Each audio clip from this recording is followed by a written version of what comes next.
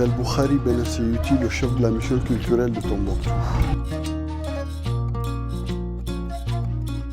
La mission culturelle, c'est donc un service décentralisé du ministère de la Culture. Le rôle de la mission culturelle, c'est de gérer le bien culturel Tombouctou. Donc le bien culturel Tombouctou, c'est 3 mosquées anciennes et 16 mausolées qui sont sur la liste du patrimoine mondial depuis 1988. Donc la mission culturelle est le service de l'État malien chargé de la gestion, de la conservation et même de la promotion de ce site.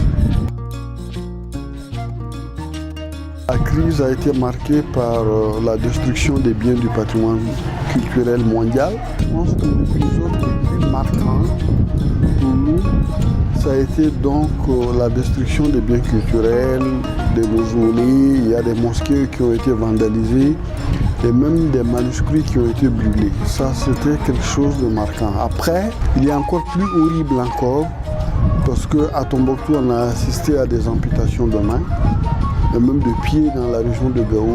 Il y a eu des séances de flagellation publique pour des délits mineurs. Donc je pense que là, c'est vraiment au-delà de tout ce qu'on pouvait imaginer. Moi, je pense qu'il y a eu un élan de solidarité internationale. Donc très rapidement, les Tombouctiens se sont rendus compte qu'ils ne sont pas seuls. National bien sûr, mais beaucoup international par de l'UNESCO, de plusieurs partenaires. Il y a eu de l'entraide, il y a eu un élan de solidarité internationale qui s'est manifesté tout de suite pour apporter de l'aide, de la compassion, un soutien moral, psychologique. Et Tombouctou ne s'est vraiment pas senti seul. Et on a vu que tout de suite, après la libération des régions du Nord, la première des choses qu'il y a eu, c'est donc la reconstruction des mausolées, la réhabilitation des mosquées, des manuscrits. Il y a des séances de formation, etc., qui continuent jusqu'aujourd'hui. Et après tout ça, la justice internationale a fait son travail parce que ceux qui se sont rendus coupables des actes ont été traqués et châtiés. Il y a eu beaucoup de choses qui ont été faites, mais beaucoup de choses restent à faire parce que le patrimoine Tombouctou est toujours en souffrance. En raison de plusieurs facteurs, il y a l'insécurité est toujours là, la sécurité autour des mausolées, des mosquées n'y est toujours pas pour diverses raisons. Et on voit que les agressions se font de façon plus pernicieuse.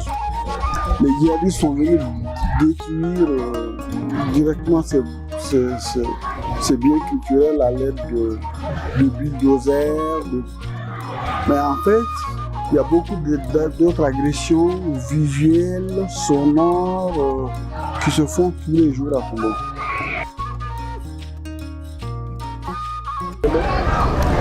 Bon, le dernier mot, ce que je dirais, c'est que ces biens culturels, en ces mosquées, en ces mausolées, ces manuscrits, en son paysage architectural, le Mali, l'Afrique, le monde entier, on a un trésor qu'on se doit de sauvegarder. Donc ce qu'on constate que malheureusement, les habitants de Tombouctou eux-mêmes ne savent pas trop qu'ils ont en Tombouctou et en son patrimoine culturel un trésor immense. Donc de façon involontaire, quelquefois même inconsciente, ce patrimoine est agressé. Ce patrimoine est détruit et ce patrimoine, il y a des points entiers qui sont même en train de disparaître. Donc ce qu'on lance, c'est que les gens puissent se ressaisir, qu'ils puissent avoir plus de sensibilisation, plus d'explication. On en fait au maximum, mais le patrimoine appartient aux communautés.